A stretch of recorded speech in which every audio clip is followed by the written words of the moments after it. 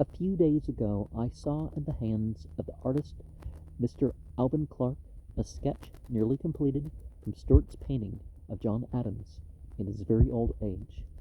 This sketch is to be engraved as an accompaniment of the works of Mr. Adams about to be published by Little and Brown. I scarcely know what to say of this sketch of Mr. Adams. His fine old face, such as it was in the flesh, and at the very last of his long and illustrious career, is fixed in my memory, and riveted there as firmly as his name is bolted upon the loftiest column of our national history.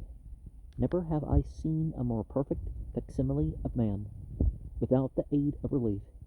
It is the resurrection and the life. If I am at a loss what to say of the sketch, I am still farther at fault what to say of the artist. Like some of those heavenly bodies whose contemplation occupies no little portion of his time, it is not always the easiest thing in the world to know in what part of his orbit he may be found. If I desire to obtain a portrait, or a miniature, or a sketch, he can scarcely devote his time to it. He is so very busy in contriving some new improvement for his already celebrated rifle, or if it is a patent muzzled rifle that I want, he is quite likely to be occupied in the manufacture of a telescope. Be all these matters as they may, I can vouch for it, after years of experience. Alvin Clark is a very clever fellow. Anglique et mécanique. And this sketch of Mr. Adams does him honor as an artist.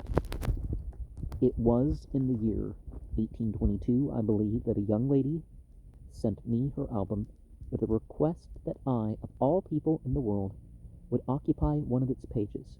Well, I felt that after all, it was quite in my line, for I had always looked upon a young lady's album as a kind of cemetery for the burial of anybody's bantlings, and I began to read the inscriptions upon such as reposed in this place, appointed for the stillborn. I was a little startled, I confess, at my first glance upon the autograph of the late Bishop Griswold, penned to some very respectable verses. My attention was next drawn to some lines over the name of Daniel Webster, Manu Calabria.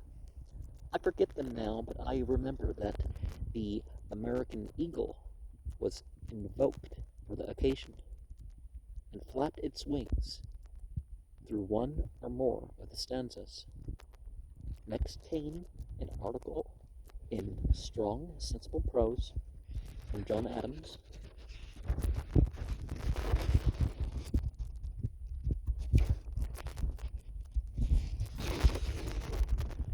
written by an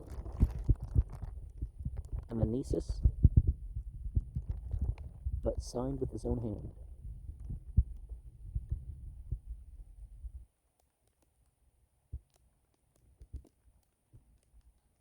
Amanuensis,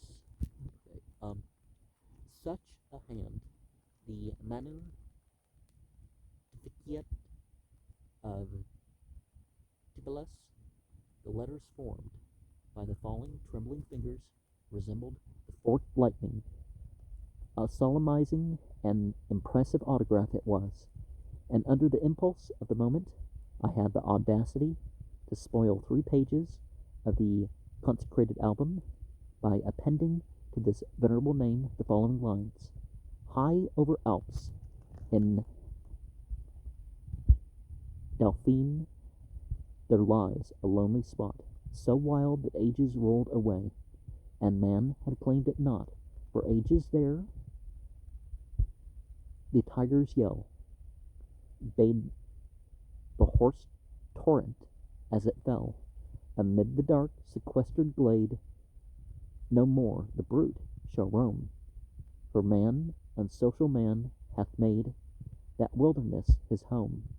And convent bell, with notes forlorn, is heard at midnight, eve, and morn. For now amid the grand Chartreuse, Carthusian monks reside, whose lives are passed from man recluse, and scourging human pride. In matins, vespers, aves, creeds, with crosses, masses, prayers, and beads, when hither men of curious mood our pilgrims bend their way, to view this alpine solitude, are heavenward bent to pray. St. Bruno's monks their album bring, inscribed by poets, priests, and king. Since pilgrim burst, with holy tears, inscribed the tablet fair. On time's dark flood, some 1,000 years have passed like billows there. What countless names its pages blot, by country kindred long forgot. Here chaste conceits and thoughts divine, unclaimed and nameless stand, which like the gherkin's waving line betray some master's hand. And here St. Bruno's monks display, with pride, the classic lines of gray, while pilgrim ponders o'er the main, he feels his bosom glow, and counts it nothing less than fame to write his own below. So in this album fain would I, beneath a name that cannot die, thrice happy book, no tablet bears a nobler name than thine, still followed by a nation's prayers through lingering life's decline. The wavering stylus scarce obeyed the hand that once an empire swayed. Not thus among the patriot band that name enrolled we see, no faltering tongue, no trembling hand, proclaimed an empire free. Lady, retrace those lines and tell if in thy heart no sadness dwell, and in those fainting struggling lines, O seest thou not sublime, no tottering pile that half inclines, no mighty wreck of time, sighs not thy gentle heart to save the sage, the patron, from the grave. If thus, O then, recall that sigh, unholy 'tis and vain. For saints and sages never die, but sleep to rise again. Life is a lengthened day at best, and in the grave your travelers rest, till with his trump to wake the dead, the appointed angel dies, and heaven's bright album shall be spread, and all who sleep shall rise. The blessed designs he'll repair, and write their names immortal there. And it was, of course, a bit harder to read some of this tinier print. That's not solid all the way through. It's kind of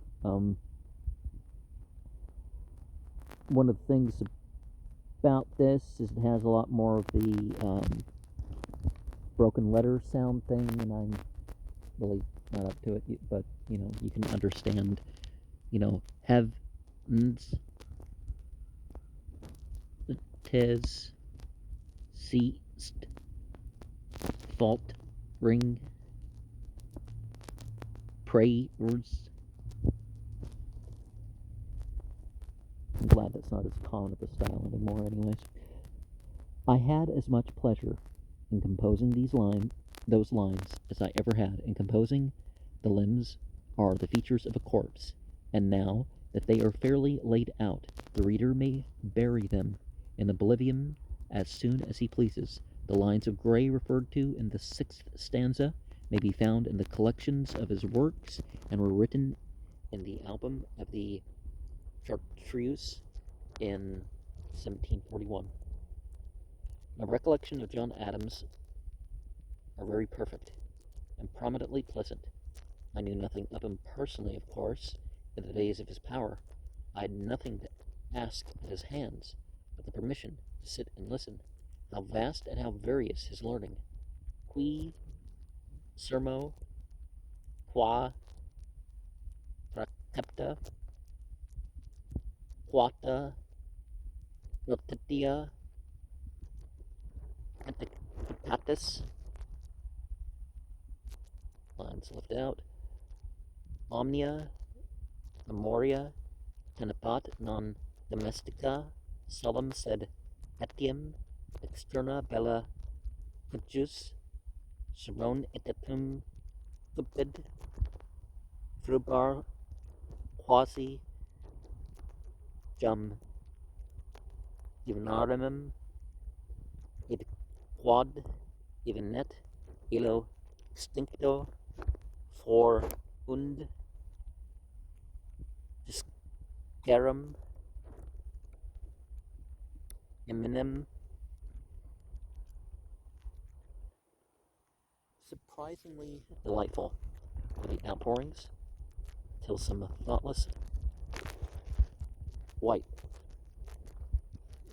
I think that's supposed to be wit, thoughtless wit, by an ill-timed allusion, opened the fountain of bitter water, and history, literature, the arts, all were buried in Virgit Vasto, giving place to Jefferson's injustice, the Mazzei letters, and Lender's prospect before us. Quantum mutatis ab illa, how forcibly the dead are quickened upon the retina of memory by the exhibition of some well-known and personally associated article. The little hat of Napoleon, the mantle of Caesar. You all do know this mantle. I have just now drawn from my treasury an autograph from John Adams, bearing date January 31st, 1824, and a lock of strong hair cut from his venerable brow the day before. In October of that year, he was 89 years of age, and that lock of hair is a dark iron gray.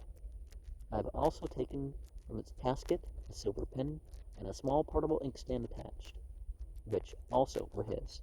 The contemplation of these things, I came honestly by them, seems almost to raise that venerable form for me. I can almost hear him repeat those memorable words. The Union is our rock of safety, as well as our pledge of grandeur.